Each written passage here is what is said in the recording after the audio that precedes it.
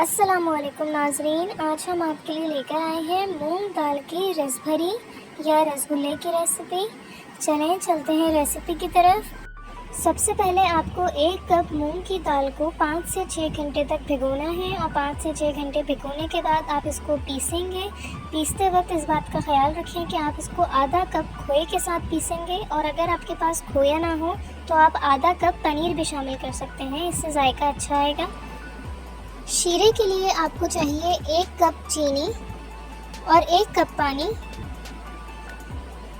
Pain میں شامل کر کے اس کو پکائیں گے جب تک چینی میلٹ نہ ہو جائے۔ ہم نے اس میں 1 الائچی بھی شامل کی ہے۔ جیسا کہ آپ دیکھ سکتے ہیں شوگر میلٹ ہو گئی ہے۔ اب ہم نے اس میں 1 ڈراپ تک یلو فوڈ کلر شامل کیا ہے، آپ بھی ضرور شامل کیجیے گا، اور 1 ٹیبل اسپون تک کیوڑا واٹر شامل کیجیے گا اس میں۔ جب شیرہ تھوڑا گاڑھا ہو جائے تو ½ ٹیبل اسپون تک لیمن جوس شامل کیجیے گا، اور شیرہ ہمارا تیار ہے۔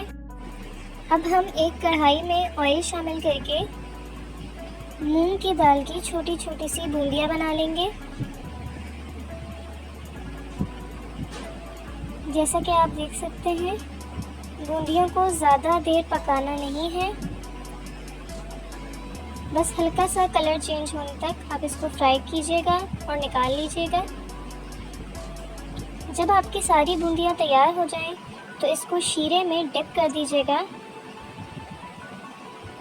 اچھے سے چلا کر اس کو کور کر دیجیے گا، اور اس بات کا خیال رکھیے گا کہ تقریباً 2 گھنٹے تک اس کو شیرے میں ہی ڈپ رہنے دیجیے گا، اور 2 گھنٹے کے بعد اس کو نکال کے سرو کر لیجیے گا۔ جیسا کہ آپ دیکھ سکتے ہیں ہماری بہت ہی مزیدار سی سافٹ سی مونگ رس بھری تیار ہے۔